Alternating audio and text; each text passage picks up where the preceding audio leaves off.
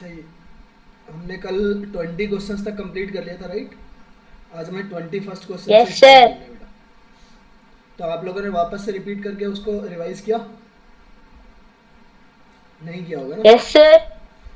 Yes sir बोल रहे हो, या किया भी है सच में? सर किया। सारे क्वेश्चन जो भी करते हैं हम यहाँ पे एक बार वापस से रिपीट किया करो बेटा, ठीक है? खुद से भी करके देखा करो। ये नहीं कि सर यहाँ पे देख ही लिया और बस बाकी कुछ नहीं करना। यहाँ पे सीखो, एक बार खुद से प्रैक्टिस करो बेटा। आ जाओ, अब हम करते हैं नेक्स्ट। चलो सब लोग पढ़ लो एक बार 21st वाले क्वेश्चन को।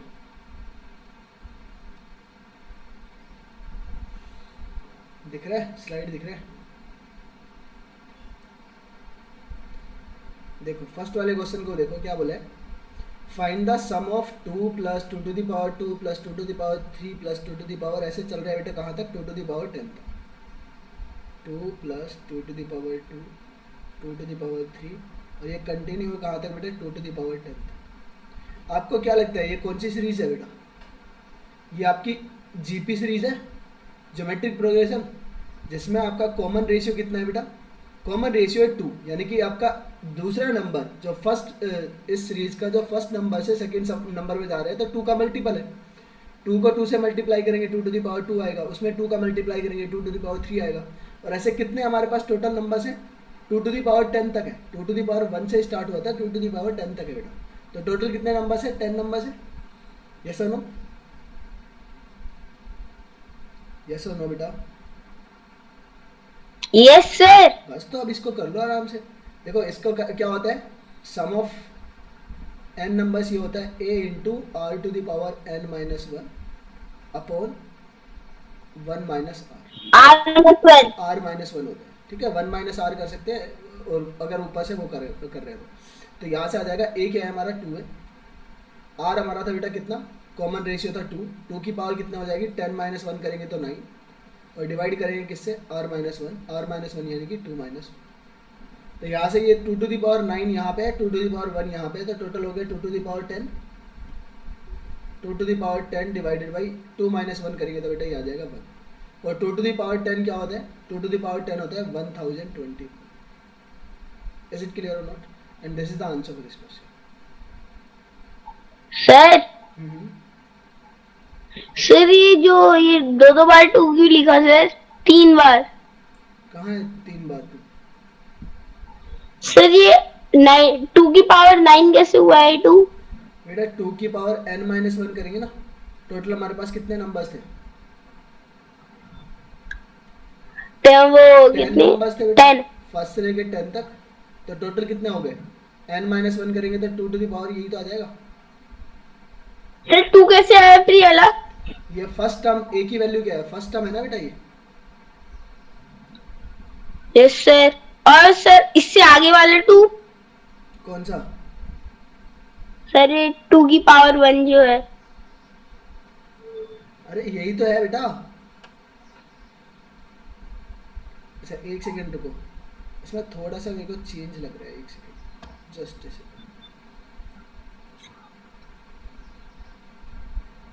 ये फॉर्मूला ऐसा नहीं है, ये जो 1 है ना ये यहाँ पे सब्ट्रैक्ट होता है बेटा।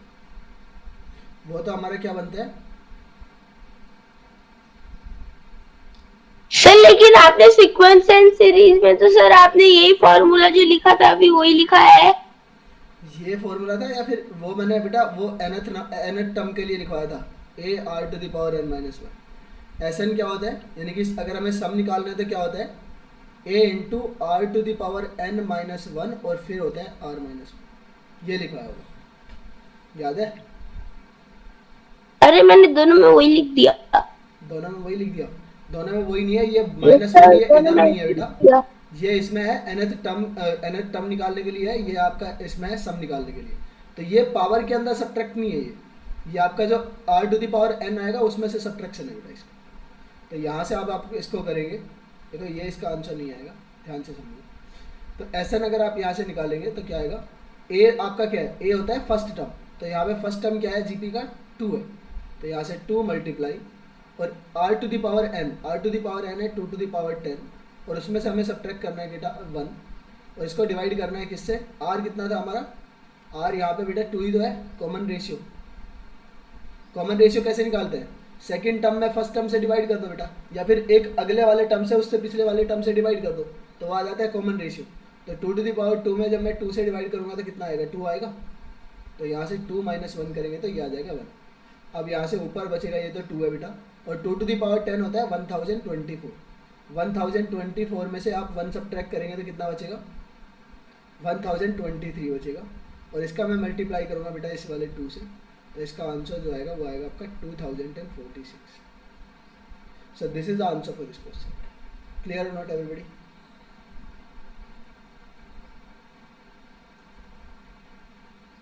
क्या सबको क्लियर? Clear sir. चलो नेक्स्ट वाले क्वेश्चन को पढ़ो तो फिर। Clear sir. आ जाओ। What is written in the second question, ये थोड़ा सा ब्लर है बट एक बार इसको देख लो, मैं थोड़ा सा और इसको देखो, मैं इसको हाईलाइट कर देता हूँ जिससे कि आपको थोड़ा सा दिखे।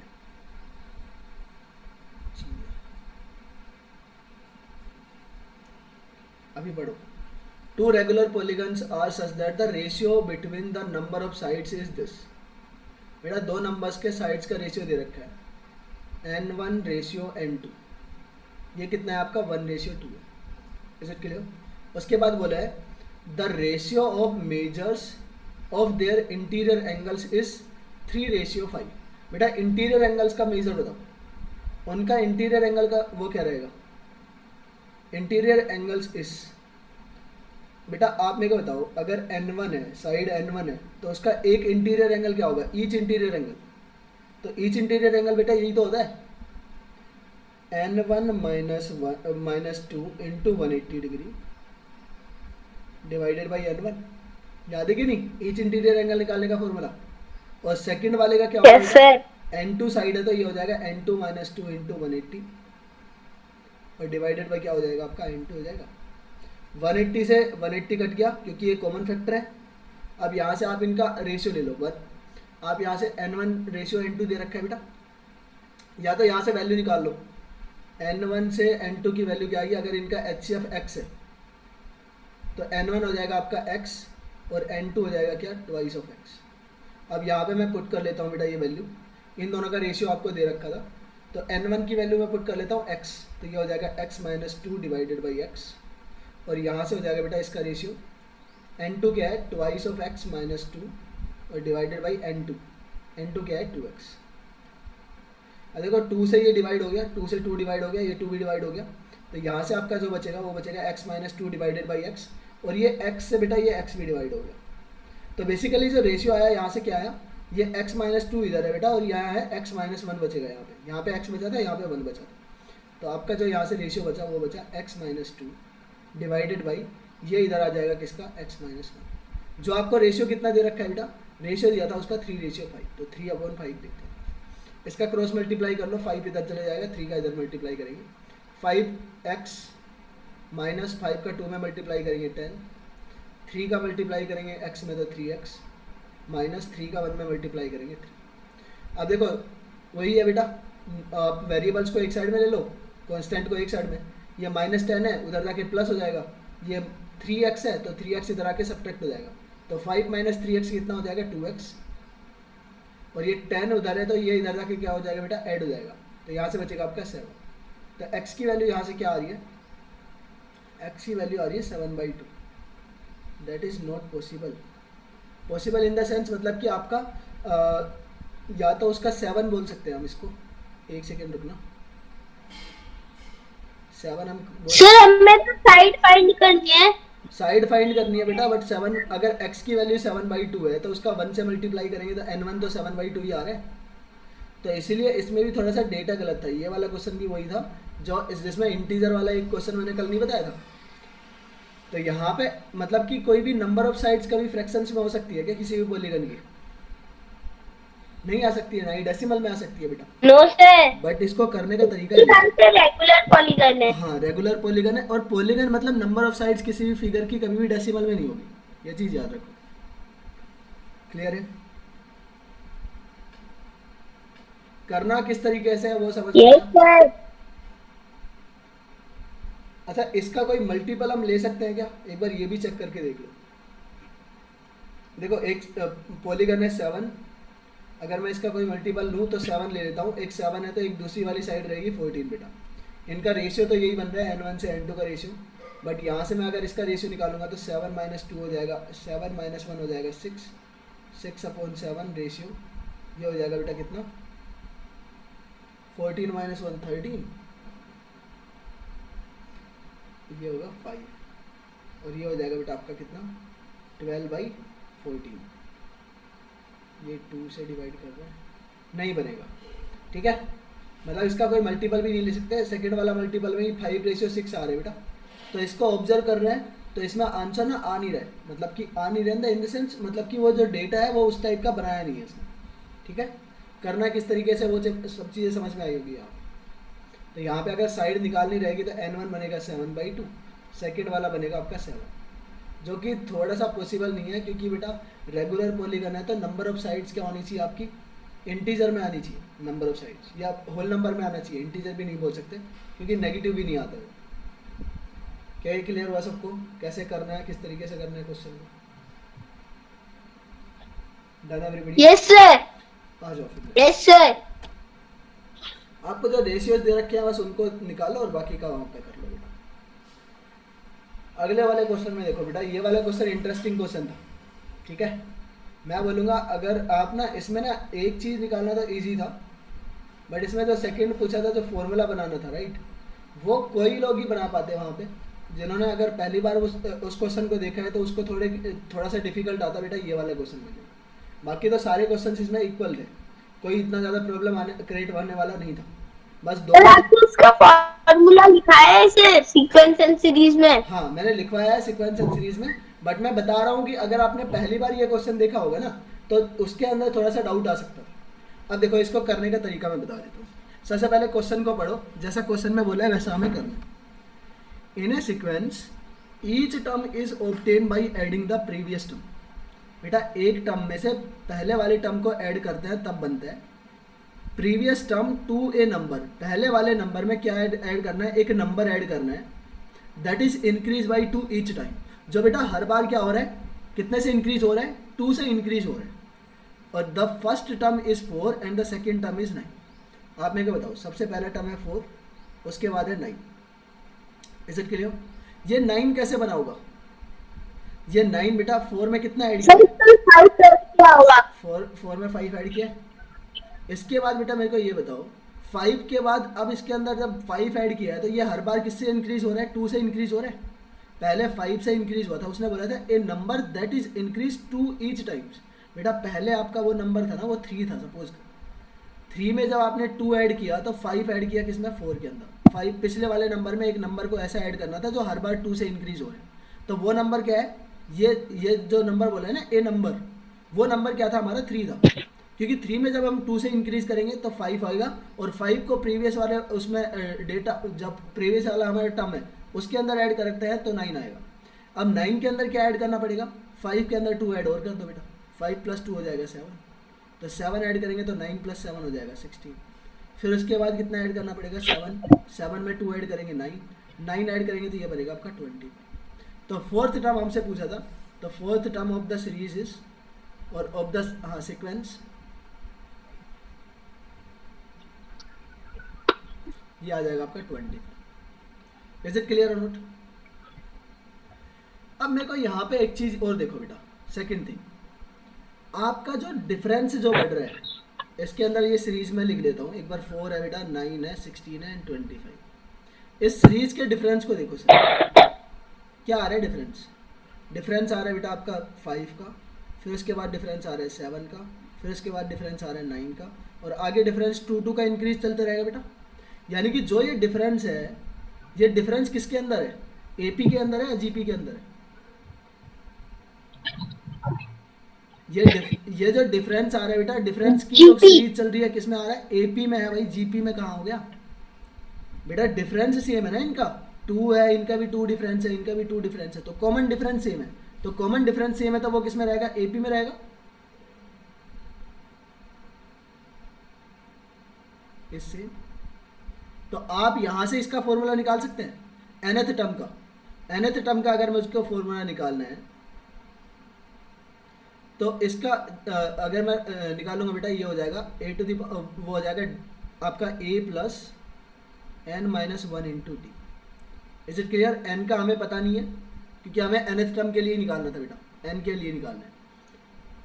फर्स्ट हमारा टर्म क्या है 5। सर nth मतलब n यानी कि कोई भी लास्ट टर्म दे सकता है बेटा, n मतलब लास्ट टर्म है। जैसे मैंने बोला फिफ्थ टर्म निकालो, सेवंथ टर्म निकालो, तो वो n की वैल्यू हो जाएगी, समझे?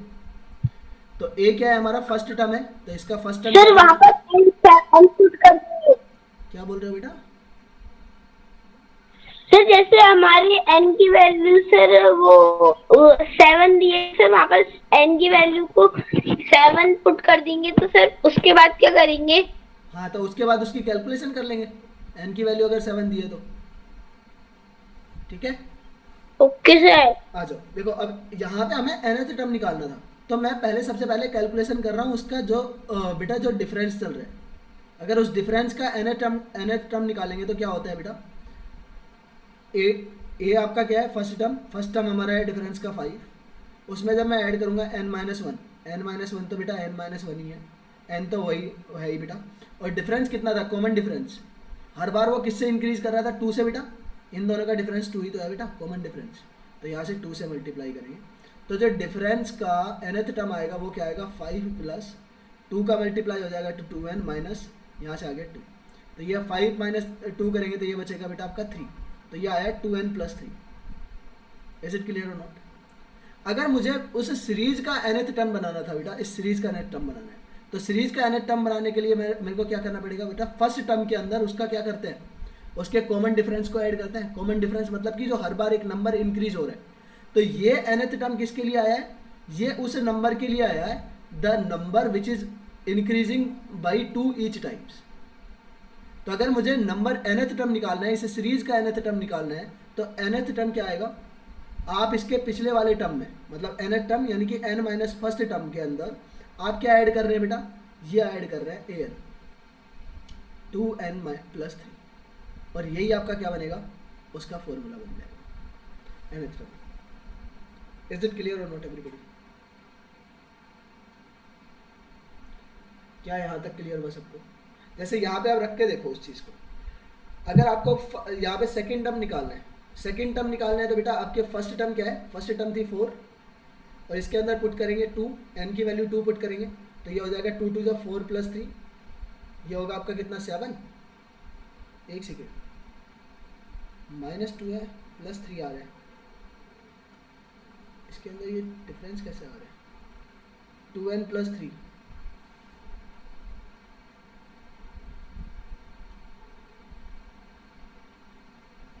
Four plus one. अच्छा ये a की वैल्यू इसमें कितनी थी, 3 थी ना। अगर मैं यहाँ पे 3 पुट कर लेता हूँ, क्योंकि डिफरेंस कितना था स्टार्टिंग में 3 था, तो ये 3 माइनस 1 होगा 1। अगर मैं फर्स्ट टर्म निकालता हूँ इसकी 2, तो 0, 2 2 4, 2 1 2 प्लस 1 3, जो आ जाएगा 4। Got it.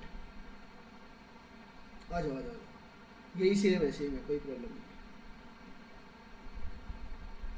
2n प्लस 3 रहेगा। आप एक बार इसका स्क्रीनशॉट लो, फिर मैं आपको थोड़ा सा अच्छे से साफ से करके दिखाता हूँ कैसे आएगा। हो गया? फर्स्ट वाला तो इसमें समझ में आया होगा, सेकंड वाले का फॉर्मूला समझ में आया, ये nth टर्म कैसे आ रहा है। अब मैं इसको सेटिस्फाई करवा रहा हूँ आपके लिए। इज इट क्लियर कि कैसे आप यहाँ पे चेक कर सकते हैं।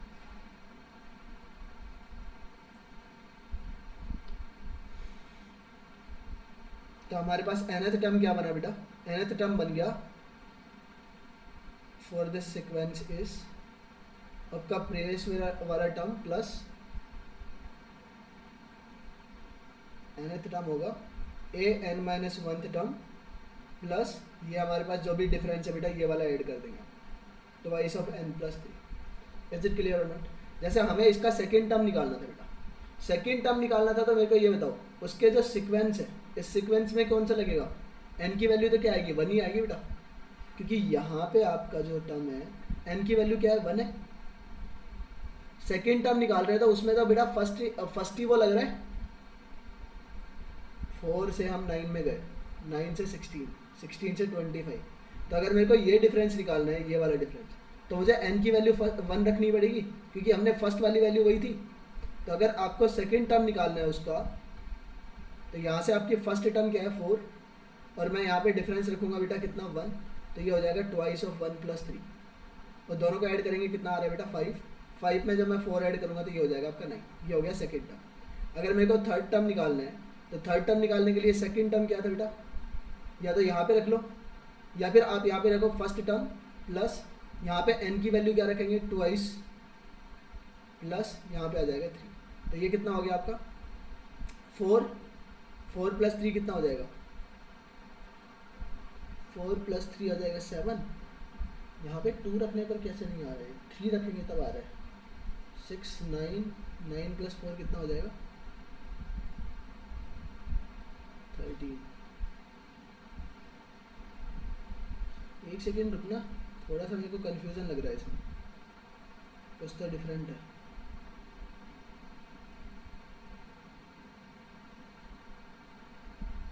अगर मुझे nth टर्म निकालना है इसका,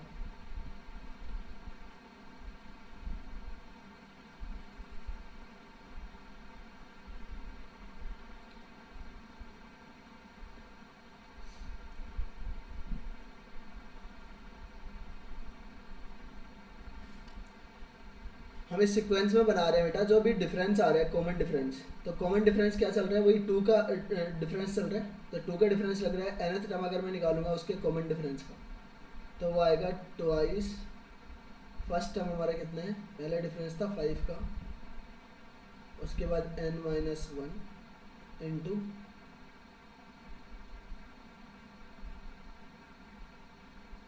उसमें फर्स्ट टर्म में नहीं आ रहा है वो, into D, twice of D. तो 5 × n - 1 into T, twice of n - 2, that is 2n + 3। ठीक है, फिर ये पुटिंग करने पर क्यों नहीं आ रहा है बेटा, बन क्यों नहीं रहा। चलो एक सेकेंड के लिए ना इसको होल्ड पे डालो, मैं आपको इसका बताता हूँ, नेक्स्ट करते हैं तब तक। ठीक है, बनना तो चाहिए ना, बन तो रहा था। ठीक है, फिर भी देखते हैं नेक्स्ट वाले क्वेश्चन में। देखो मैं लास्ट में वो क्वेश्चन वापस से करवाता हूँ। 24th वाले क्वेश्चन में देखो, in a class of 20 students the average of mathematics test is 75। However, when the top 5 score are removed, the average score of the remaining 15 students drop by to the 70.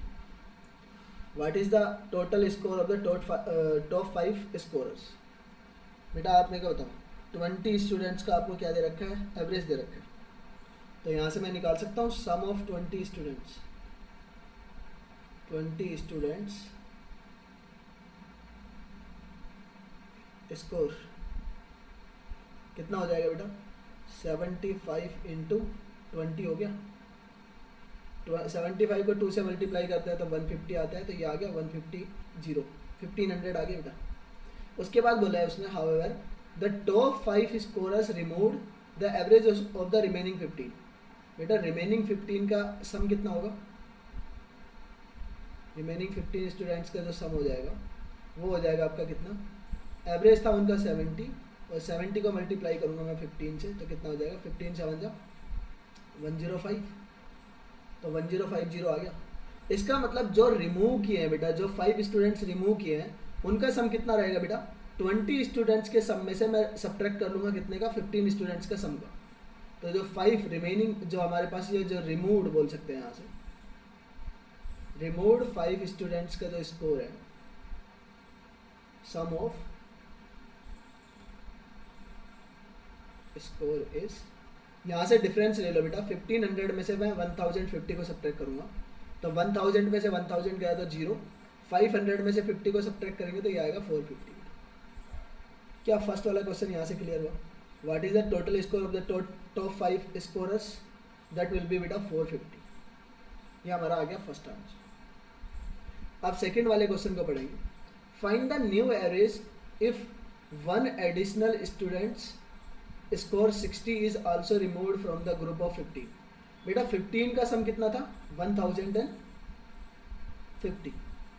Second वाले question में देखो, अब एक student और हट गया बेटा इसमें से, उसका स्कोर था 60, तो नया वाला सम कितना बनेगा, पहले 1050 था बेटा, उसमें से 60 सब्ट्रैक्ट हो जाएगा क्योंकि एक 60 स्कोर वाला पर्सन छोड़ के चला गया या स्टूडेंट छोड़ के चला गया।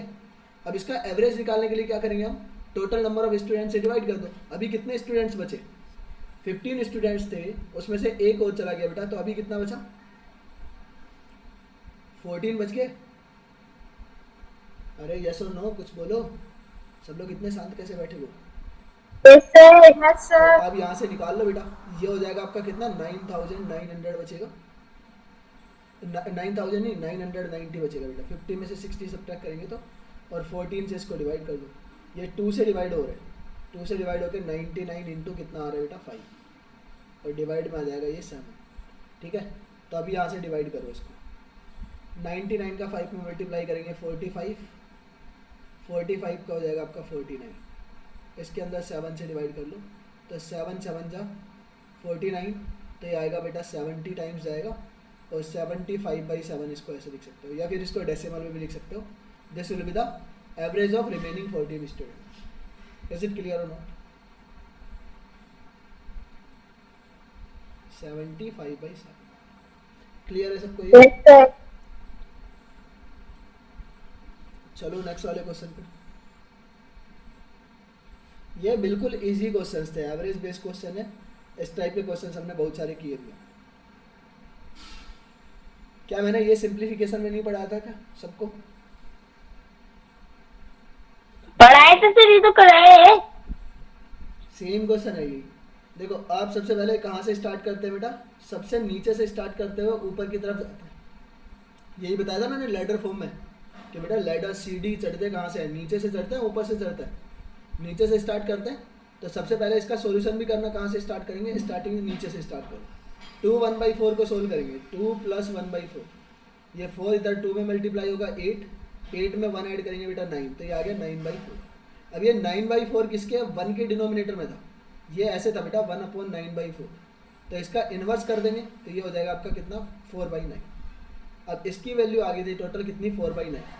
अब इसको 3 में ऐड करो, 3 में जब मैं ऐड करूँगा 4/9 तो 9 3 जा 27, 27 में 4 ऐड करेंगे कितना आएगा बेटा 31, 31/9।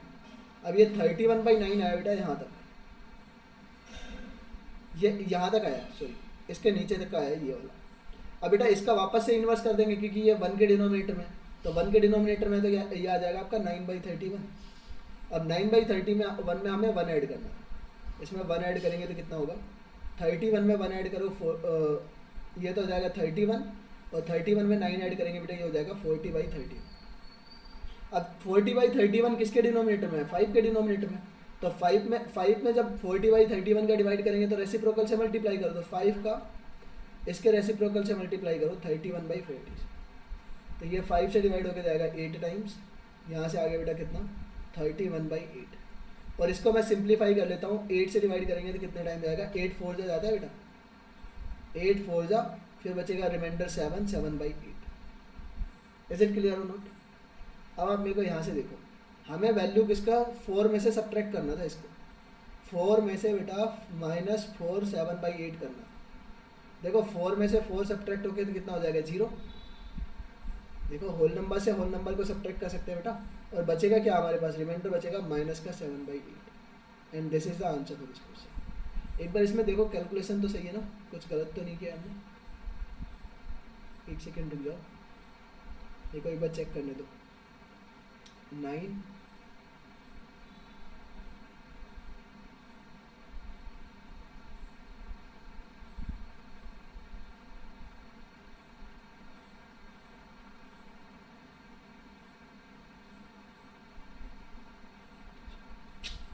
गलती तो हमने यहीं पे कर दी बेटा। 8 से डिवाइड करेंगे 31 में तो 3 टाइम जाएगा, तो 3 7/8 आएगा, और यहाँ से जब मैं 3 7/8 को सब्ट्रैक्ट करूँगा तो कितना बचेगा। मैंने आपको ऐसे सब्ट्रैक्शन सिखा रखा है, अगर आपको जल्दी करना है इस टाइप के क्वेश्चंस को, तो मैंने बताया था बेटा होल नंबर में से इसका जितना भी होल नंबर दे रखा है उससे वन एक्स्ट्रा होल नंबर को सब्ट्रैक्ट किया करो। तो आप यहाँ से 4 में से इसका एक एक्स्ट्रा 4 में से 4 को सब्ट्रैक्ट करो तो होल नंबर तो बचेगा 0 हमारा, और डिनोमिनेटर में से न्यूमरेटर को सब्ट्रैक्ट करो, वो बनेगा आपका न्यूमरेटर। तो न्यूमरेटर बनेगा 8/-7, और डिनोमिनेटर तो है ही बेटा 8, तो ये बन जाएगा आपका 1/8। तो इसका फाइनल आंसर आएगा 1/8। क्लियर हो नोट? या फिर आप इसको ऐसे कर सकते थे कि 4 में से 3 को सब्ट्रैक्ट करेंगे तो 1 बचेगा, और 1 में से हमें 7/8 को सब्ट्रैक्ट करना था। 8 बन जाए 8, 8 - 7 होगा बेटा 1, तो 1/8 इज द आंसर। किसी भी तरीके से कर सकते हैं। सबको क्लियर हुआ?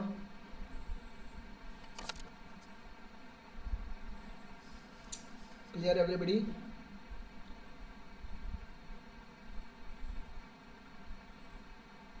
Yes sir.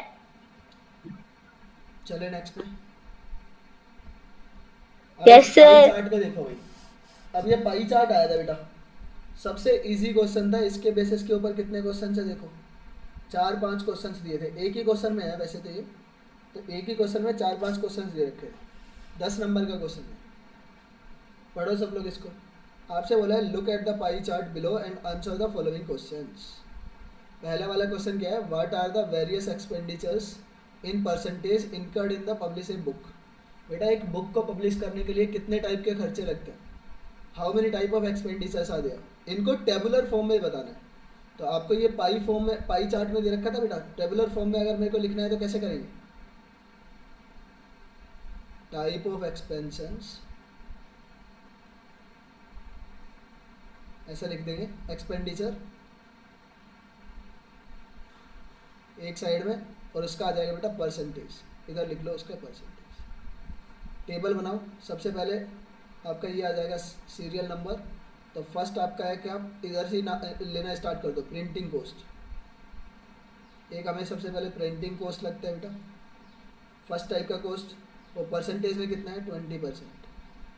तो टेबल में लिखना थे, सिर्फ हमें टेबल में लिखना था। सेकंड हमारे पास है ट्रांसपोर्ट कॉस्ट, तो देखो ट्रांसपोर्ट को कॉस्ट, और ये कितना है परसेंटेज में 10%। थर्ड हमारे पास क्या था बेटा, पेपर कॉस्ट। पेपर कॉस्ट है आपका 25%, तो 25%। उसके बाद है आपके fourth binding cost. Binding cost, binding cost है आपका 20%। उसके बाद है रॉयल्टी,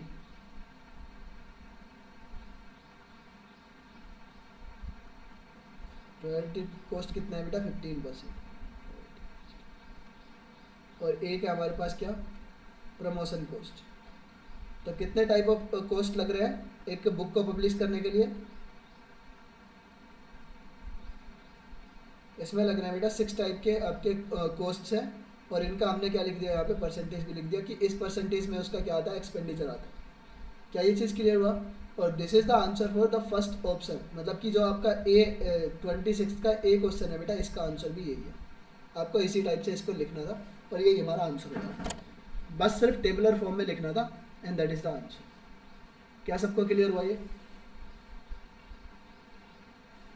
क्या इतनी चीज लिख सकते थे एग्जाम में या नहीं लिख सकते थे? सर इसमें तो गिवन ही नहीं क्या बेटा? कि टेबुलर फॉर्म में लिखना है। हाँ, क्या बोल रहे हो? सर इसमें तो कि टेबुलर फॉर्म में लिखना है। What is the various expenditures in the percentage incurring in the sir इसमें तो गिवन ही नहीं।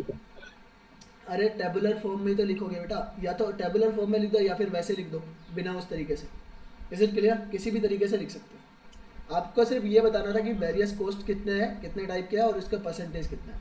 तो आप इसको ऐसे भी लिख सकते थे, printing cost is equal to 20%, transport cost is equal to 10%। Tabular form में लिखना है तो टेबल फॉर्म में लिख दो। Is it clear? क्या ये चीज़ क्लियर हुआ सबको?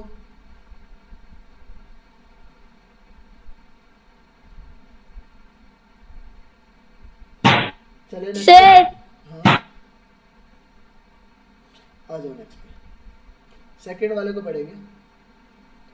If for a certain quantity of books the publisher has to pay 30,600 as a printing cost, then what will be the amount of the royalty to be paid to the these books? बेटा आपको क्या दे रखा है, आपको दिया हुआ है printing coast, आप मेरे को बताना प्रिंटिंग कोस्ट कितना है और रॉयल्टी पूछा है। तो प्रिंटिंग कॉस्ट लग रहा था आपको 20% और रॉयल्टी कॉस्ट कितना है बेटा हमारा यहाँ पे 15%। आपको 20% की वैल्यू दे रखी थी यहाँ पे, अगर मैं बी की वैल्यू, बी का अगर आंसर करें तो आपको किसकी वैल्यू दे रखी है 20% की वैल्यू दे रखी है। 20% ऑफ द कॉस्ट इज 30600 और आपसे पूछा क्या है 15% का वैल्यू पूछा है, 15% ऑफ कॉस्ट निकालो, क्योंकि यही तो हमारा रॉयल्टी था। तो यहाँ से देखो 20 से मैं इसको डिवाइड कर दूंगा, 0 से 0 कट गया, ये जाएगा आपका 1530। इसको 15 से मल्टीप्लाई करेंगे तो ये आएगा 0, 15 3 जा 45, कैरी जाएगा 4 और 15 का स्क्वायर करते हैं तो 225, 225 में ऐड करो 4 तो 229। सो कितना बन गया 22,950 रुपीज़ बना बेटा रॉयल्टी कॉस्ट। क्या यहाँ से ये क्लियर है? सेकंड वाला बी। उसके बाद देखो सी का, what is the central angle of the sector corresponding to the expenditure incurred on royalty. बेटा रॉयल्टी में अगर मैं परसेंटेज में बात करूँ तो परसेंटेज में वो कितना था 15% था, अभी तो हमने देखा था। अब ये आप मेरे को ये बताओ कि टोटल एक पाई चार्ट के अंदर एंगल कितने डिग्री का बनता है? सेंटर के ऊपर, सेंटर के ऊपर 360 डिग्री का एंगल बनता है और 360 डिग्री अगर ये परसेंटेज में बात करें तो परसेंटेज में ये टोटल कितना होता है 100%। तो 100% की वैल्यू कितनी है 360 है बेटा। तो आपको निकालना था सिर्फ 15% की वैल्यू, तो 15% की वैल्यू निकालेंगे तो 360 डिवाइडेड बाई 100 करो और 15 से मल्टीप्लाई कर दो, 0 से 0 कैंसिल आउट हो गया। 5 से डिवाइड करेंगे जाएगा बेटा ये 2 टाइम, ये जाएगा 3 टाइम, ये 2 से डिवाइड करेंगे तो 18 और 18 3 से कितना हो जाएगा 54। तो रॉयल्टी एंगल कितने डिग्री का बनाएगा वहाँ पे 54 डिग्री का एंगल बनाएगा at the centre of the circle. क्या ये थर्ड वाला भी क्वेश्चन क्लियर हुआ यहाँ पे? सी ऑप्शन, सी क्वेश्चन ऑप्शन में। चलो नेक्स्ट पे। Yes sir. चलो एक बार नेक्स्ट वाले का खुद से पढ़ के बताओ और मेरे को करके बताओ। The price of a book is marked 20% above the cost price. If the marked price of the book is 180, then what is the cost of the paper used in single copy of book? एक single copy का बात कर रहे बेटा।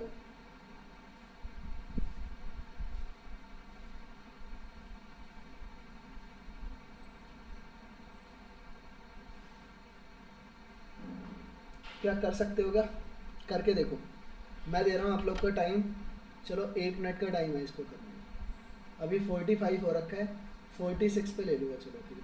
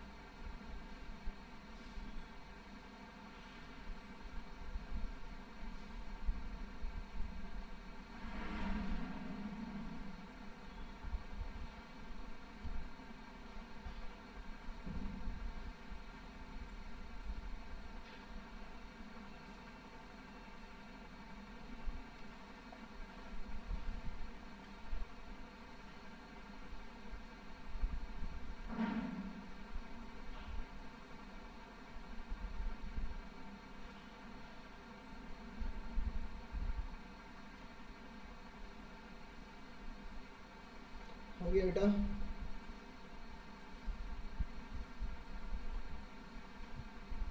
Sir कर रहे।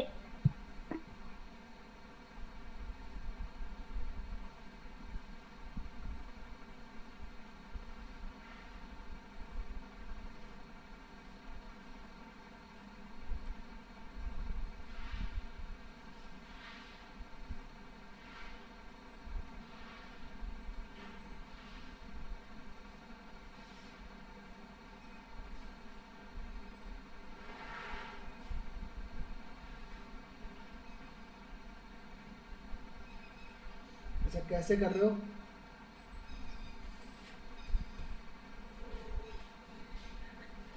आपको दे रखा है बेटा 20% अबव मार्क किया है उसको।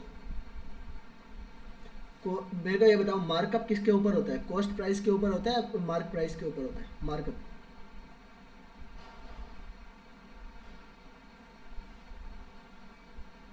मार्कअप का बेस वैल्यू क्या है?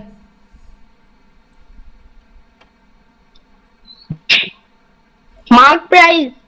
Mark price. बेटा मार्क प्राइस होता तो मार्कअप करने के बाद मार्क प्राइस आता है या फिर मार्कअप मार्क प्राइस के ऊपर आप बढ़ा के फिर से लिखते हैं? Sir CP. हाँ, आप ये बताओ कोई सीपी। भी स्टोर वाला है वो जो अपना खरीद के लाया उसके ऊपर ज़्यादा अमाउंट करके लिखेगा या फिर बढ़ाने के बाद फिर से बढ़ाएगा? जो खरीद के लेके आया उसके ऊपर ही तो बढ़ा के लिखेगा। तो मार्कअप का बेस क्या होता है? सीपी होता है। कॉस्ट प्राइस से आपने 20% एक्स्ट्रा लिखा, उसकी वैल्यू कितनी है? 180 है। इसका मतलब 120% ऑफ कॉस्ट प्राइस कितना है बेटा आपका? ये आपका है 180। आपसे क्या पूछा है? Then what is the cost of paper using in single copy of the book. बेटा पेपर का कॉस्ट पूछा है आपसे। पहले तो टोटल कॉस्ट प्राइस निकाल लो। 100% की वैल्यू कितनी होगी यहाँ पे? 100% की वैल्यू होगी सर 150 आ रहा है। कितना आ रहा है? 150। 150 आ रहा है। क्या 150 तो बेटा टोटल कॉस्ट था हमारा। अब टोटल कॉस्ट में पेपर कितना लगा है उसमें से? देखो यहाँ पे पिछले वाले में पेपर कॉस्ट कितना परसेंट था? पेपर कॉस्ट था 25%। तो 150 का 25% देख लो बेटा।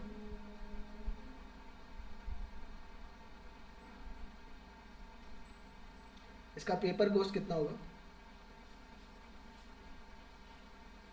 150 का 25% या फिर 1/4 से डिवाइड भी कर सकते हैं। परसेंटेज से एक जीरो कट गया, एक डिजिट के बाद डेसिमल लग गया, तो 15 5 जा 75 और 15 2 जा 30, 30 में 7 ऐड करेंगे 37, तो आ गया 37.5 रुपीज़।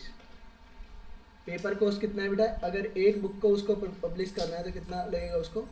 37.5 रुपीज़ का कॉस्ट लगेगा पेपर का। क्या ये क्लियर हो सकता है? इज इट क्लियर और नॉट एवरीबडी? चलो नेक्स्ट पे। पहले हमने टोटल कॉस्ट निकाल लिया, कॉस्ट प्राइस, उसके बाद पेपर का देखा, पेपर का था कितना? 25%, तो उसका टोटल कॉस्ट का 25% फाइंड आउट कर। आ जाओ नेक्स्ट पे। अभी मैं एक बार इसका रफ कर रहा हूँ, किसी को स्क्रीनशॉट लेना है तो ले सकते हो। फिर हम नेक्स्ट 2 क्वेश्चन सोल्व कर रहे हैं इसमें।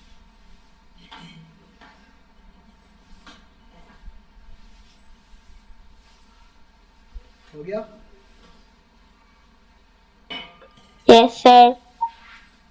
पढ़ो अगले वाले क्वेश्चन को पढ़ो, एक बार करने का ट्राई करो। If 5500 copies are published and the transportation cost on them amount to 82,500, then what should be the selling price of the book so that publisher can earn profit of 25%? इस वाले question को करो, एक बार इसको करके देखो, तब तक मैं चार्ज लगाता हूँ laptop.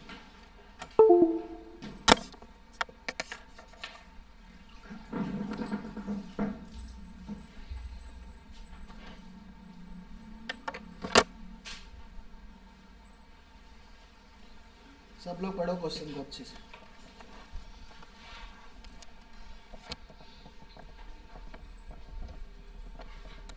Sir done.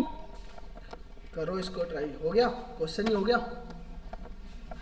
Just question पढ़ा है सिर्फ। पढ़ लिया पढ़ लिया। पढ़ लिया तो अब ट्राई करो करने का।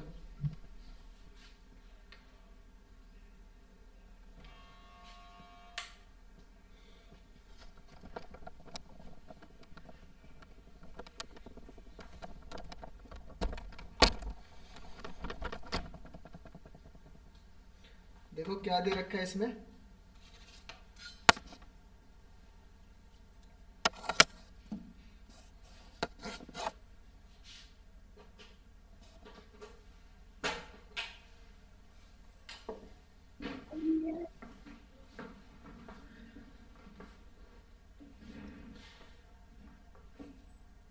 The price of the book is, ये तो हमने कर लिया। इफ 55% 5500 कॉपीज आर पब्लिश्ड, आपसे बोला है बेटा 5500 कॉपीज को पब्लिश किया है, the transport cost on them amount is this, then what should be. Sir answer आ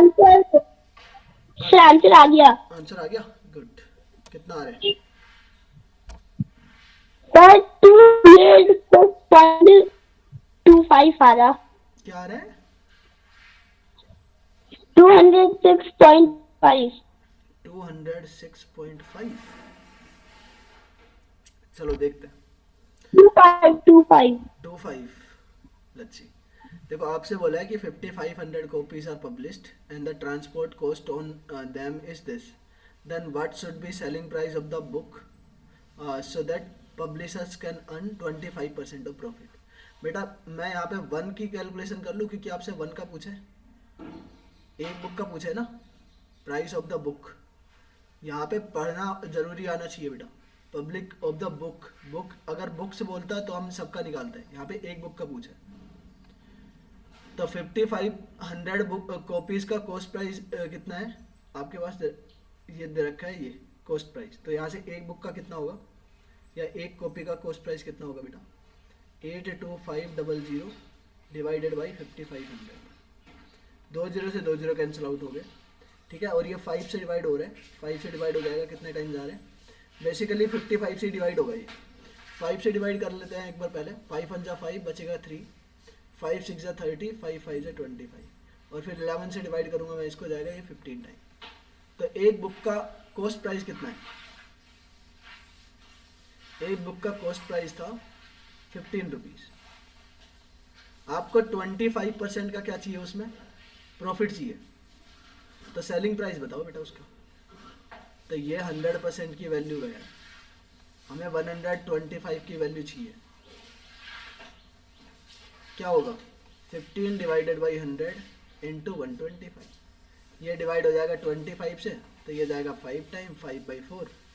तो 15 4 जा 15 5 जा हो गया 75, 75 में 4 से डिवाइड कर दो। तो ये कितना आ रहा है? 4 1 जा 4, बचेगा आपका 3, फिर जाएगा 4 8 जा, फिर जाएगा 7 5। 18.75 रुपीज़ इज द कॉस्ट। 206 कहाँ से आया?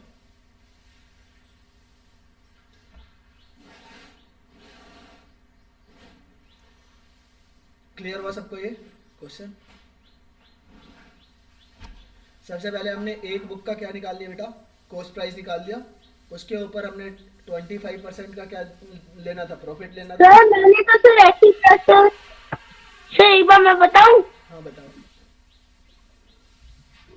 सर पहले मैंने पूरी वो कॉस्ट शीट लगा दी सर, वो ट्रांसपोर्टेशन और cost price 165। Got it got it got it. और उसके बाद उसने समझ गया बेटा। ये सिर्फ आपकी ट्रांसपोर्ट कॉस्ट थी। एक बुक की ट्रांसपोर्ट कॉस्ट कितनी है? 15 रुपीज़ है। तो टोटल कॉस्ट कितनी होगी आपने ये निकालना है पहले। एक बार रुक जाओ। ट्रांसपोर्ट कितनी है? ट्रांसपोर्ट का था 10%। तो 10% अगर ट्रांसपोर्ट का है तो टोटल कितना बनेगा बेटा? ये 15 रुपीज़ है बेटा। आपका 10% की वैल्यू। ट्रांसपोर्ट कॉस्ट कितनी थी? 10%। 10% की वैल्यू है 15 रुपीज़। तो 100% टोटल कॉस्ट कितनी होगी? टोटल कॉस्ट होगी आपकी 150। तो 150 के बेसिस के ऊपर भी करेंगे तो सेलिंग प्राइस कितना करना पड़ेगा बेटा? सेलिंग प्राइस इसमें 1 0 और लग जाएगा, एक मतलब डेसिमल। तो यहाँ पे आएगा सेलिंग प्राइस कितना आएगा? 187 आएगा, 187.5 आएगा, ठीक है। ये यहाँ पे आपका कितना होगा? 150 हो जाएगा। क्लियर हुआ? क्योंकि ये ट्रांसपोर्ट कॉस्ट दी हुई थी हमें, टोटल कॉस्ट नहीं दे रखी थी ना। और ट्रांसपोर्ट कॉस्ट कितनी थी बेटा? यहाँ पे देखो, आपकी ट्रांसपोर्ट कॉस्ट थी 10%, ये रहा, ठीक है। 10% की वैल्यू है 15, तो 100% की वैल्यू हो जाएगी 150। सबको क्लियर हुआ यहाँ पे? क्लियर और नॉट एवरीबडी? Yes. नेक्स्ट में आपसे पूछा है royalty on the book is less than the printing cost by how much percentage. तो बेटा रॉयल्टी और प्रिंटिंग का मेरे को ये बताओ, रेशियो निकाल सकते हो यहाँ से? आप मेरे को बताओ रॉयल्टी कितना है? 15% था और प्रिंटिंग था 20% ऑफ द टोटल कॉस्ट। तो यहाँ से निकालो, इनका क्या पूछा है आपसे? परसेंटेज पूछा है ना, कि उससे कितना परसेंट कम है प्रिंटिंग कॉस्ट से। तो बेटा मेरे को इसको एग्जैक्ट वैल्यू निकालने की ज़रूरत तो नहीं है, मैं यहाँ से रेशियो ले लूँ प्रिंटिंग कॉस्ट का और उसका। हमारे पास दे रखी थी रॉयल्टी कॉस्ट, तो रॉयल्टी कॉस्ट का मैं रेशियो ले लेता हूँ किससे? प्रिंटिंग कॉस्ट से। ये था हमारा 15% of the total cost price, ये है 20% of the total cost price. Percentage से परसेंटेज कट गया, ये 5 से डिवाइड होकर आ जाएगा बेटा 3:4। अब आपको ये बताना है कि प्रिंटिंग कॉस्ट से ये जो हमारा रॉयल्टी कॉस्ट है ये कितना कम है। तो 4 से ये 3 कितना कम है बताओ? 4 से 3 कितना कम है? 1. अब बेस वैल्यू क्या बनेगी इसमें, 4 या 3?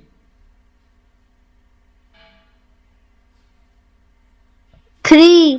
3, क्योंकि बेटा नहीं 4. हमेशा उल्टा ही बोलते हो ना। डिवाइड बाई 4 करेंगे परसेंटेज में चेंज करने के लिए, 100 से मल्टीप्लाई परसेंटेज का साइन, 4 से डिवाइड करेंगे तो 25%। तो कितना परसेंट कम था वो? 25% कम था। आपको सीधा सीधा दिख रहा है कि 4 से 3 कम है, 3 से थोड़ी ना 4 कम है। तो जिससे कम है वही तो बेस वैल्यू बनेगा, 4 बेस वैल्यू बनेगा। अगर ज़्यादा का पूछता कि 3 से कितना एक्स्ट्रा है 4, तब हमारा बेस बनता 3। चलो चले नेक्स्ट पे। इसके 6 क्वेश्चन थे बेटा, 6 क्वेश्चन के 6 क्वेश्चन हमने कंप्लीट किए। अब आ जाओ नेक्स्ट वाले क्वेश्चन पे, पढ़ो इस वाले क्वेश्चन। इस टाइप का क्वेश्चन एक और पूछा गया था बेटा इसी में, वो जो मैंने आपको बताया था जो कट वाला पूछा था, इसमें सिर्फ आपको दूसरे मेल्ट वाला क्वेश्चन पूछ लिया। A metal cuboid of the dimensions this is melted and cast as 7 identical cylinders of the radius 7 centimeter. So these cylinders are again melt and cast into cubes such that each of the side is equal to the height of the each cylinder. आपसे पूछा है number of cubes बताओ कि कितने number of cubes होंगे। सबसे पहले मैं हाइट निकाल लूँ सिलेंडर्स की। बेटा आपका जो यहाँ पे वॉल्यूम ऑफ क्यूबॉइड है वो किसके बराबर होना चाहिए? 7 आइडेंटिकल आपके क्यूबॉइड, वो आपका जो वॉल्यूम ऑफ सिलेंडर के बराबर होगा, क्योंकि इसको ट्रांसफॉर्म किया है किसमें? 7 आइडेंटिकल सिलेंडर्स के अंदर। तो यहाँ से इसका आ जाएगा 49 मल्टीप्लाई 22 मल्टीप्लाई 14, और यहाँ पे है बेटा 7।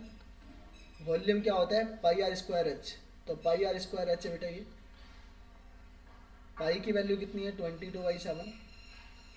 आर रेडियस, रेडियस हमने दे रखी है क्या? 7 दे रखा है, तो 7 का 2 बार मल्टीप्लाई, और हाइट हमने फाइंड आउट करनी थी। देख लो जो चीज़ डिवाइड हो रही है यहाँ से, 22 से 22 डिवाइड हो गया, 7 से 7 डिवाइड हो गया, ये 7 7 जा 49 है, तो 49 से 49 डिवाइड हो गया। तो बेसिकली हाइट क्या आ गई यहाँ से? Height of cylinder is 14 centimetre. और जो यहाँ पे हाइट है वही तो आपका स्क्वायर, जो आपका क्यूब था बेटा, उस क्यूब की साइड है। अब आपसे ये पूछा है कि इस सेम वॉल्यूम को आपने किस में किया, कन्वर्ट किस में किया बेटा? आपने कन्वर्ट किया क्यूब्स में। तो कितने क्यूब्स बनेंगे?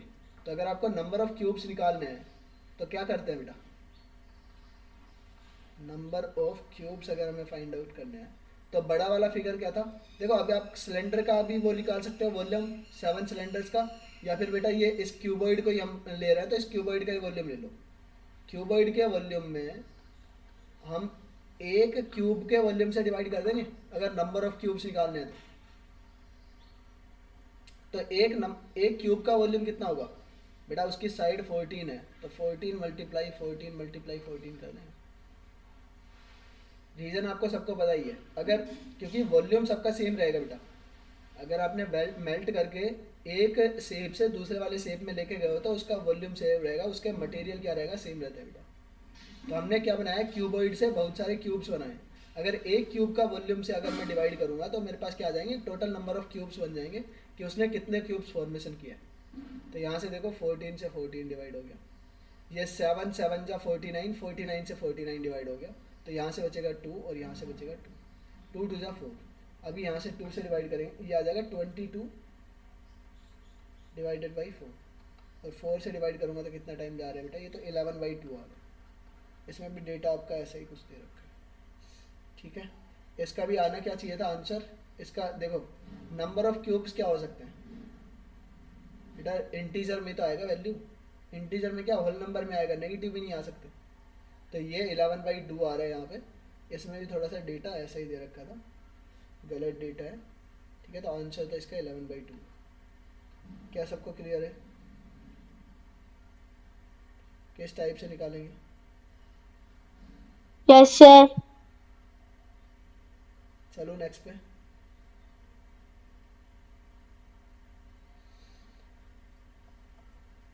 Yes sir. 28th क्वेश्चन को देखो बेटा, एक can of oil was 4/5 full. बेटा कितना फुल था वो, 4/5 था, टोटल का 4/5 है।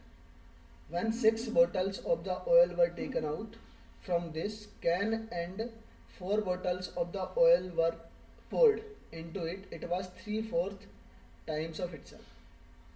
आपको बताना है कि how many bottles of oils can the tin contain.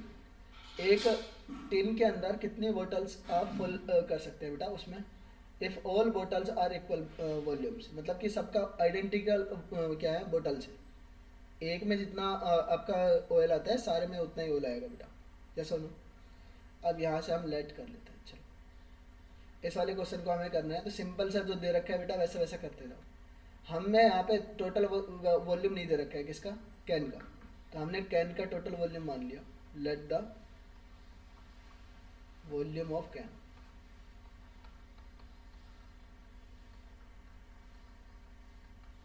ये x है, और बेटा मैं यहाँ से वो भी मान लेता हूँ, लेट द वॉल्यूम ऑफ बोतल, एक बोतल का वॉल्यूम कितना है, ये y है, ठीक है। अभी मेरे को बताओ पहले उसमें कितना फिल था, एक can of oil was 4/5 of full, बेटा x का कितना है, 4/5 था, 4/5 ऑफ x। अब उसमें क्या किया उसने, 6 बोटल्स को उसने ऑयल को टेकन आउट यानी कि बाहर निकाल दिया बेटा। तो एक का वॉल्यूम y है तो उसका 6 बोटल्स का कितना हो जाएगा, 6y, ये उसने उससे बाहर निकाल दिया बेटा। अभी उसमें क्या किया उसने, 4 बोटल्स को वापस से पोर किया, यानी कि 4 बोटल्स को वापस से ऐड कर दिया उसमें, तो प्लस का क्या हो जाएगा, 4y हो जाएगा। अब इसकी वैल्यू कितनी बन रही है, उसने बोला इट वाज 3/4 फुल, अभी वो अपने आप का कितना हो गया, 3/4 हो गया बेटा। तो 3/4 ऑफ टोटल वैल्यू क्या है, x। ये इक्वेशन समझ में आया कैसे है, यस और नो एवरीबॉडी? क्या इस इक्वेशन में किसी को डाउट है, या चलो फिर नेक्स्ट पे। Sir next.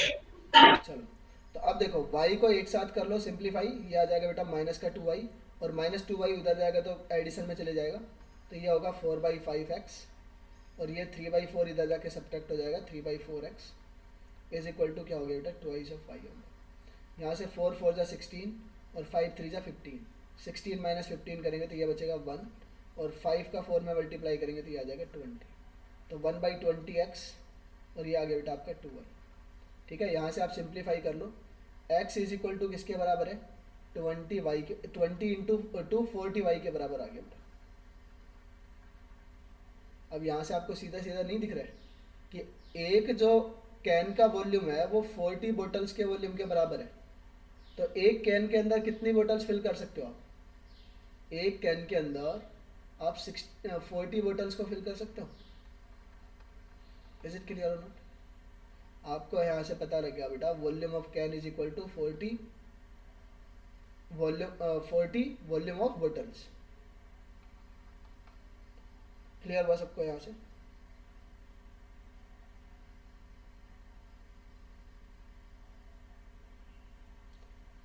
क्लियर हुआ बेटा?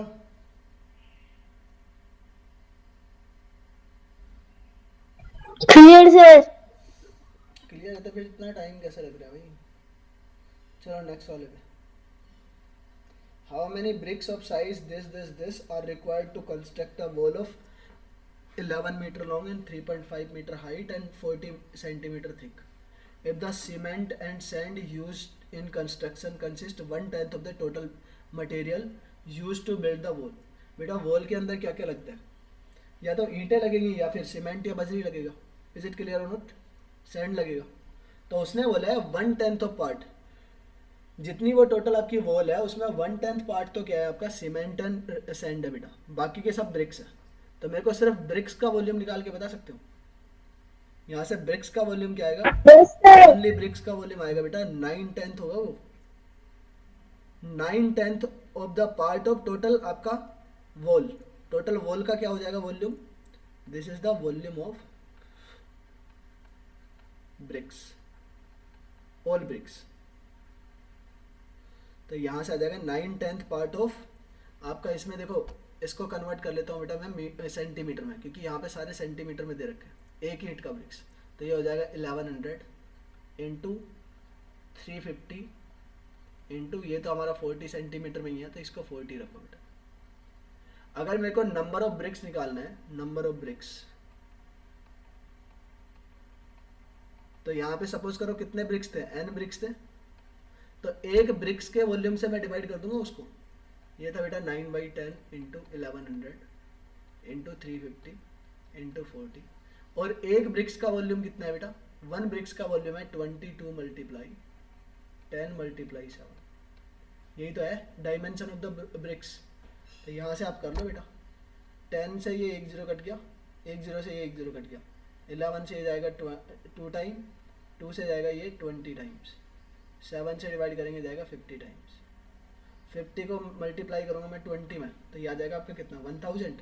और 9 से मल्टीप्लाई करेंगे तो कितना हो जाएगा? 9000। So how many bricks are required there?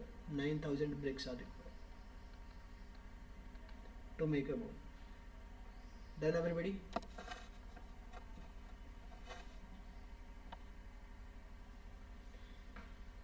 चलो बेटा नेक्स्ट पे।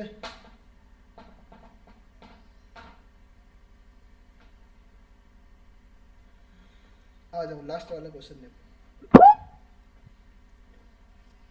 अभिषेक scored 90% marks in mathematics. Yes, किसी को डाउट?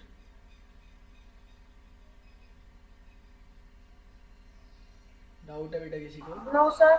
चलो, Abhishek scored 90% marks in mathematics, 85% marks in science, 80% in social science, 75% in language. The maximum marks of the mathematics, science and this is given. Find his aggregate percentage. आपसे पूछा है aggregate percentage बताओ सबका. If he wants to improve his aggregate percentage by 2% through the language alone. बेटा उसने बोला है कि पहले तो aggregate percentage बताओ कि सबका aggregate percentage कितना आ रहा है. अब फिर उसके बाद आपसे पूछा है उसने कि अगर उसको 2% से ओवरऑल इंक्रीज करना है, एग्रीगेट को अपने से इंक्रीज करना है, तो उसको लैंग्वेज में कितना स्कोर बढ़ाना पड़ेगा. तो एग्रीगेट स्कोर निकाल सकते हो यहाँ से. पहले आप मेरे को बताओ यहाँ पे मैथ्स में कितना आया उसको. पहले मैं इसका बेसिक तरीके से बता रहा हूँ, फिर मैं आपको दूसरा वाला मेथड ही बताऊंगा जिसको हमने डेविएशन मेथड से भी कैसे करेंगे वो भी मैं बता सकता हूँ. सबसे पहले आप इसको बेसिक मेथड से देखो. सबसे पहले मैथ्स में बात करते हैं. मैथ्स में पहले यहाँ पे मैं टोटल लिख लेता हूँ. स्टार्टिंग में टोटल लिखेंगे, बाद में लिखेंगे ऑब्टेन वैल्यू. तो मैथ्स का टोटल था 200 में से उसको 85% आया बेटा. तो 100 का 85 होता है 85, और 85 का डबल करेंगे तो कितना हो जाएगा बेटा? 170. तो उसके ऑब्टेन मार्क्स हो 170, 85% इसका. ठीक है, 85%. उसके बाद मैथ्स के बाद उसने साइंस में साइंस में टोटल मार्क्स है उसके 150, उसमें से उसने ऑब्टेन कितने कर रखे हैं बेटा 80%, तो इसका 80% क्या होगा, परसेंटेज से 2 0 कट गया और 15 8 होता है 120, तो 120 मार्क्स आए उसके साइंस में। उसके बाद सोशल साइंस, सोशल साइंस में आ रहे हैं उसके कितने, अच्छा एक सेकेंड रुकना, थोड़ा सा उल्टा कर दिया, ये 90% है, ये 85% है, 90% इसमें आ रहा है तो कितना हो जाएगा बेटा 90% तो 180 हो जाएगा, 180 मैथ्स में आ रहे हैं, इसमें 85% आ रहे हैं, 85% आ रहे हैं तो ये तो आएगा डेसिमल में।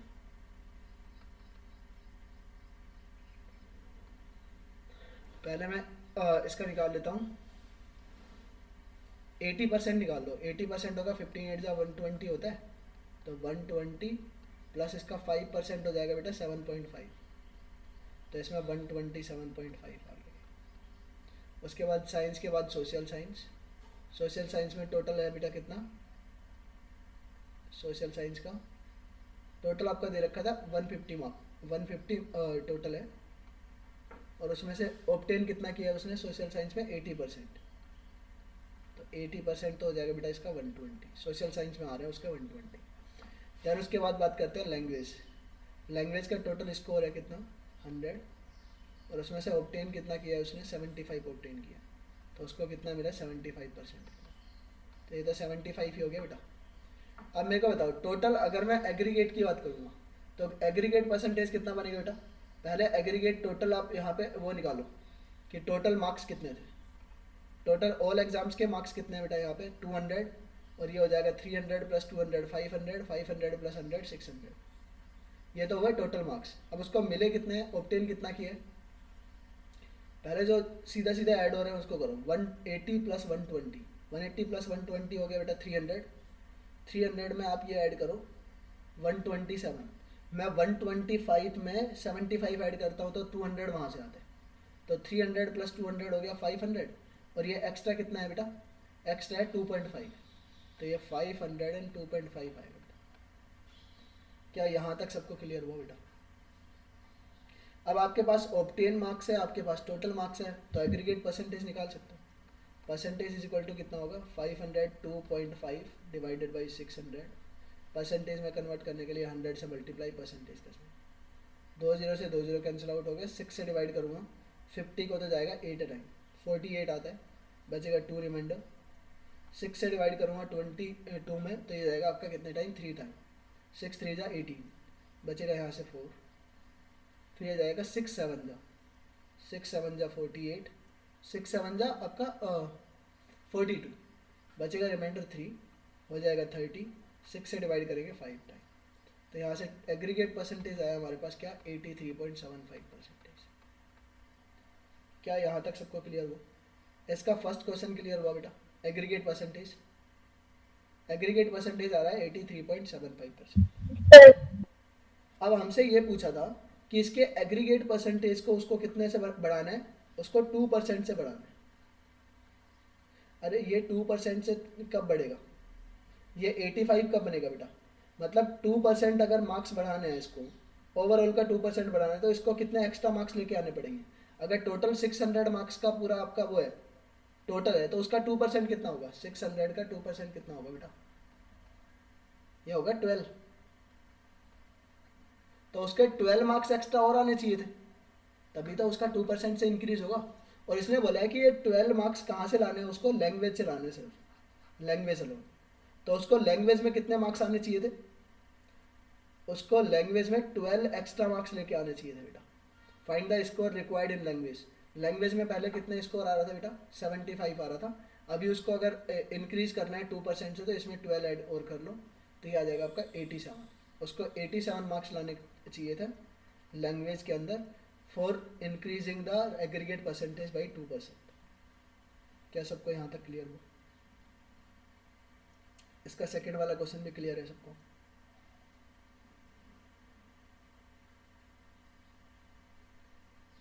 अगर कोई 2% एक्स्ट्रा मार्क्स लेके आना चाहता है तो टोटल मार्क्स का 2% हम इंक्रीज करेंगे बेटा, और अगर उसने बोला है कि सिर्फ वो लैंग्वेज से लेके आएगा तो लैंग्वेज का निकाल देंगे। अब सेकंड थिंग यहाँ पे देखो बेटा, अब यहाँ पे हमने बहुत ज़्यादा कैलकुलेशन की है, देखो यहाँ पे भी कैलकुलेशन की, इसका भी परसेंटेज निकाला, इसका भी इनका सबका निकाला, और फिर हमारे पास ये एग्रीगेट का वापस से परसेंटेज निकाल के एग्रीगेट आया। क्या मैंने आपको एक मेथड नहीं बताया, डेविएशन मेथड? डेविएशन मेथड करता क्या है, ओवरऑल के बारे में ही तो बताता है बेटा। अगर आपको इंडिविजुअल के बारे में दे रखा है और ओवरऑल का हमारे एग्रीगेट एवरेज निकालना है, एग्रीगेट परसेंटेज निकालना है, एग्रीगेट प्रॉफिट लॉस निकालना है, तो उसके लिए हम डेविएशन लगा सकते हैं। तो यहाँ से आप डेविएशन लगाओ इसके अंदर। अब डेविएशन के लिए हम बेस वैल्यू का रेशियो लेते हैं।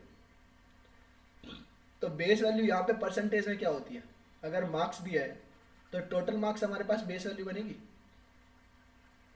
यस और नो? तो यहाँ पे सबका बेस वैल्यू निकालो। मैं यहाँ पे रेशियो ले लेता हूँ बेटा। आपके पास कौन कौन से सब्जेक्ट्स हैं? मैथ्स है, साइंस है, सोशल साइंस है एंड लैंग्वेज है, ठीक है। आ जाओ। मैथ्स के में कितने मार्क्स थे उसके? 200 मार्क्स थे टोटल। सोशल साइंस में 150 है, साइंस में भी 50 है, और लैंग्वेज में थे 100। ये किससे डिवाइड हो रहा है? 50 से डिवाइड हो रहा है। 50 से डिवाइड करके इसको रेशियो में कन्वर्ट कर लो, तो ये आ जाएगा आपका 4:3:2। क्लियर? अभी यहाँ पे देख लो बेटा परसेंटेज।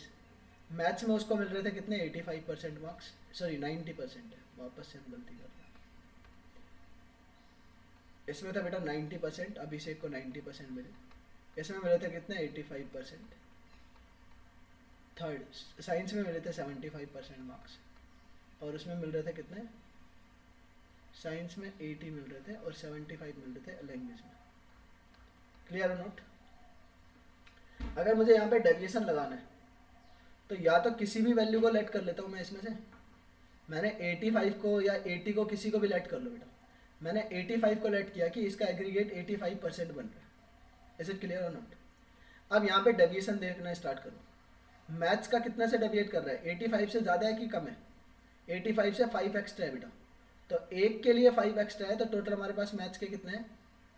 4 यूनिट है। तो 1 यूनिट के लिए अगर 5 है तो 4 के लिए कितना हो गया डेविएशन? प्लस का 20%। उसके बाद 85 का तो बेटा जीरो ही है, जीरो डेविएट कर रहा है, तो यहाँ पे 3 यूनिट के लिए भी जीरो ही आएगा। अब यहाँ पे 80 का देखो, 85 से 80 कितना कम है? -5 कम है, मतलब कि 5 कम है, तो -5 है डेविएशन इसका। और ये तो 1 यूनिट का है बेटा, 3 यूनिट का कितना होगा? 15, तो यहाँ से -15 हो गया। उसके बाद 75 का देखो, 75 कितना डेविएट कर रहा है 85 से? -10, और -10 तो बेटा 1 के लिए है, 2 के लिए कितना हो जाएगा? 20, तो ये आ जाएगा -20। और एग्रीगेट में चेंज करने के लिए टोटल कितना है बेटा? इनमें सब में इक्वल डिस्ट्रीब्यूशन करते हैं। टोटल हमारे पास कितना है? 4 + 6 10, 10 + 2 12, तो यहाँ पे 12 से हमें डिवाइड करना है। तो देखो 20 से -20 से +20 सब्ट्रैक्ट होके हो गया 0, और हमारा ओवरऑल डेविएशन कितना आ रहा है? -15/12 आ रहा है। इसको सब्ट्रैक्ट डिवाइड कर लेंगे बेटा, 3 से डिवाइड हो रहा है, तो ये आएगा 5/4, और 4 से मैं वापस से डिवाइड करूँगा इसको, तो ये जाएगा आपका कितना? 1.25। तो 1.25% का डेविएशन आएगा बेटा, बट नेगेटिव आ रहा है 85 से नेगेटिव, तो यानी कि 85 में से सब्ट्रैक्ट करो कितना? 1.25%। तो 85 में से 2 सब्ट्रैक्ट कर लो तो 83 बचेगा, और 1 में से 0.25 सब्ट्रैक्ट करेंगे, यानी कि 100 में से 25 सब्ट्रैक्ट करेंगे तो 75 आएगा, तो 0.75%। और यही तो हमारा आंसर आ रहा था वहाँ। तो हमने यहाँ पे डायरेक्ट परसेंटेज कैलकुलेट कर लिया बेटा। अब हमारे पास यहाँ पे टोटल वैल्यू निकालना कोई ज़्यादा बड़ी बात नहीं है, कि अगर आपको एग्रीगेट परसेंटेज को 2% से इंक्रीज करना है, तो हमारे पास टोटल वैल्यू कितनी है? टोटल यहाँ पे आपका मार्क्स की अगर मैं बात करूँगा, total marks in all subjects, तो ये 600 आ जाएगा। इसका अगर मुझे 2% एक्स्ट्रा लेके आना है, यानी कि 12 मार्क्स एक्स्ट्रा लेके आने हैं, तो लैंग्वेज में मार्क्स कितने आ रहे थे? लैंग्वेज के मार्क्स को सिर्फ कैलकुलेट कर लो। यहाँ पे लैंग्वेज के मार्क्स आ रहे थे 75, क्योंकि 100 पे 75% है, तो लैंग्वेज में आने चाहिए थे 75। अगर उसको 2% से इंक्रीज करना था एग्रीगेट को, तो उसके मार्क्स आने चाहिए थे 75 + 12, दिस इज 87। क्लियर और नोट एवरीबॉडी? सो डेविएशन मेथड में आपका देखो 2 बार कैलकुलेशन बचा दिया। एक बार तो आपका सारे जब वो परसेंटेज से रेशियो में परसेंटेज से हम उसमें कन्वर्ट कर रहे हैं बेटा वैल्यू के अंदर, और फिर वापस से वैल्यू से हमने परसेंटेज में कन्वर्ट किया, तो वो दोनों कैलकुलेशन आपकी बच गई। एग्रीगेट परसेंटेज की कैलकुलेशन हमने परसेंटेज में ही कर लिया बेटा। क्लियर हुआ सबको? और जो सेकंड में जो रिक्वायरमेंट था उसको हमने सिर्फ जो निकालना था उसका हमने निकाल दिया। तो ये मेथड भी क्लियर है सबको? Yes sir. चलो, तो यहाँ पे हमारा ये फर्स्ट जो 2024 का दिसंबर वाला एग्ज़ाम था बेटा, ये कंप्लीट होता है। कल पढ़ेंगे हम नेक्स्ट वाला, ठीक है? 2024 का जून वाला कंप्लीट करेंगे, स्टार्ट करेंगे। क्लियर है एवरीबडी? Yes sir. सर एक डाउट है। हाँ, जो भी डाउट है पूछो।